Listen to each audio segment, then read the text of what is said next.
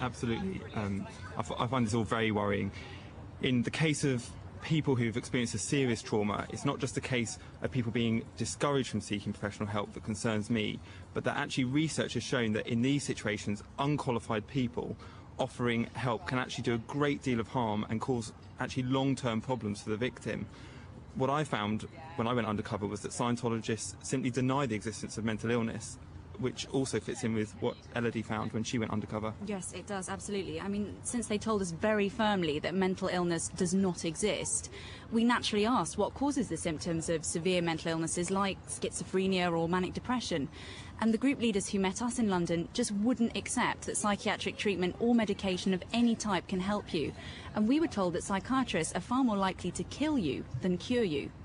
The point is also, because he's accepted by society and he's the so-called specialist, they kill these children, they kill these people, they poison them because, you know, something is wrong, bam, increase the dosage. You see what I mean? That is the point, and obviously what they do, these are called mind-altering drugs for specific reasons. If you look at it, you know, they don't even know themselves to realize what they do. You see, and some of them kill themselves, some of them kill others, and then they kill themselves. You see. Do about it. So what are they going to do about it? Well, ultimately, they'd like to get rid of psychiatry altogether, and we were told to watch this space. Right. Max Pemberton, thoughts on that and that specific idea that mental illness does not exist? Well, to my mind, they don't appear to be offering any kind of coherent or rational alternative, and there's nothing that they're offering appears to be based on any empirical evidence, which obviously is the basis for psychiatry. As I say, it's not perfect, but at least it has a basis of science. Okay, well, in a few moments' time, we will examine Scientology's attitude to mental health. With all their so-called miracle treatments, nearly twice as many Americans have died in government psychiatric hospitals in just the past 4 decades than in all U.S. wars since 1776. So any way you measure it, psychiatry has spelled nothing but ruin. We'll speak to a senior member of the organisation in a moment about recruiting at disaster zones, and obviously your thoughts on this are very welcome via email or text. Julian@bbc.co.uk, 850-582. Send a text message. Are you a former or current Scientologist who wants to defend it, or have you too been in a vulnerable position and been approached? We're happy to have all points of view from you on this. In a moment's time, as I say, we will talk to a Scientologist and put some of the points raised during this report to them. It's now 11:42. From the BBC, this is the UK's home of live news and live sport. 5 Live. Warwicker on Sunday. So this morning's 5 Live report has been looking at Scientology, its war on mental health. Elodie Harper has been undercover reporting on how Scientology targeted the London bombings as well as other disasters, and along with her doctor and journalist Dr. Max Pemberton. Just before we move on, Elodie, recap what we've heard so far. Well, we've heard from our secret recordings that Scientology Volunteer Ministers targeted disasters such as the London bombings and 9/11 to keep psychiatrists and trauma professionals away from victims. Now, Scientology has an estimated 10,000 members in the UK, and we attended 3 meetings at one of their 15 branches. Well, let's bring in Janet Laveau, who's the head of external affairs for Scientology, and Brian Daniels as well. Brian is Deputy Executive Director for the Citizens Commission on Human Rights, which is the branch of the organisation which campaigns against psychiatry. Janet, Brian, good morning, and thank you both very much for coming on the programme. Yeah, we're hearing just fine. Excellent, good.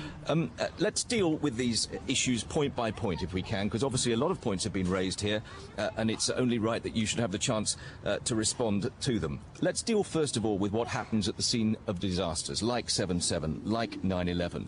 Do you have people there actively looking to recruit when people are suffering trauma? Well, Julian, we seem to have missed the first part of the show. But let me just brief you that the Volunteer Ministers was established by the Church to address the needs of different individuals on a day-to-day basis. Part of the Volunteer Ministers program also includes a disaster response team, which is an organization of volunteers especially trained to respond in times of disaster. The motto of the Volunteer Ministers Disaster Response Team is "Something can be done about it." And our know-how is drawn from a greater body of Scientology materials, and it's intended for the use of people of all beliefs so that they can help others in the aftermath of a catastrophe. What are their qualifications for that specifically? The qualifications for those vary from individual to individual, keeping in mind that when you have a disaster situation, there's a lot of different things that are needed. For example, in New York during the time of 9/11, one of the things that was needed most was assistance on the bucket line, organizations for food stalls, those sorts of things. A lot of the relief work that we do actually is directed at the emergency workers, who unfortunately are the ones that are sort of most forgotten about during those time periods. Well, we have acknowledged during the report that sort of work has gone on and made specific reference to it during that in order to try and strike the right balance here. The point I'm trying to drive at is the idea that there are people there who are looking to recruit members of your organisation at a time when people are deeply stressed and traumatised. Does that happen? No, Julian, that's completely... Not at all. That's completely a false report. Let me just give you here... We heard people on tape with an undercover reporter present acknowledging that happens. Well, no, I didn't hear that tape, unfortunately, but let me just say something on that. Is that I don't know what the question was that was asked to elicit whatever the comment was that was elicited, but that is not the purpose. Let me just give you, to hear it from someone else, aside from ourselves, this is from the New York Police Department. Actually, if I can help you there, it was in fact, it wasn't during the secret recording, it was Bruce Hines, who was a former Scientologist, who said that he was there to recruit people at 9/11.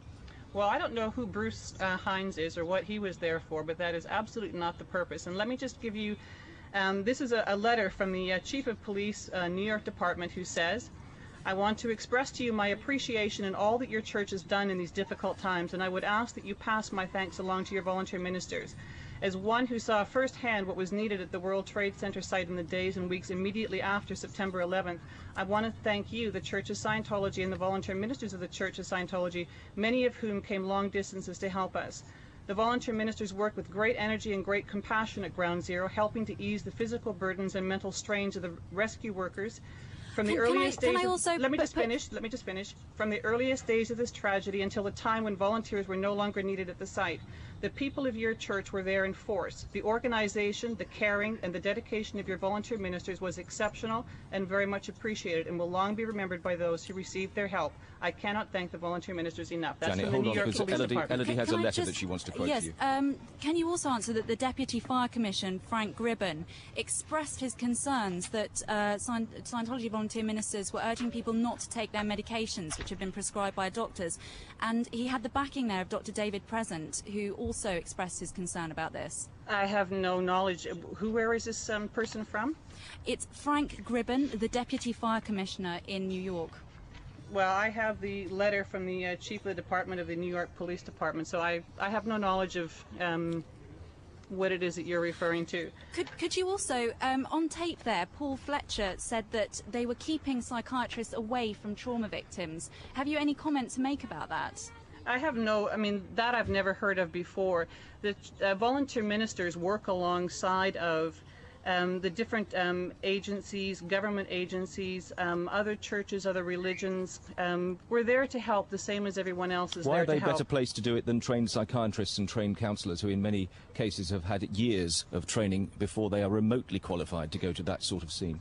Yeah, I'm going to turn that one over to Brian. Yeah, morning, Julian. Good morning. My name's Brian Daniels. I'm from the Citizens Commission on Human Rights. Indeed. And with regards to why wouldn't psychiatrists be best placed? Well, I think the best thing to do is to look at the actual nature of the treatments, whether that be lobotomies, whether that be electric shock treatment. So, sorry, I just need to interrupt there. We do have somebody who is qualified in that field sitting here listening to this. This is Max, is it?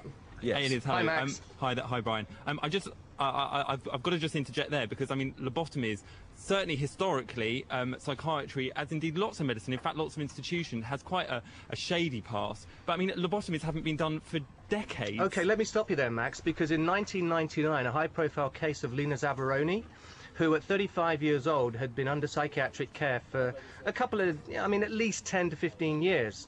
And she was found to have an eating problem, and then she was given psychiatric drugs.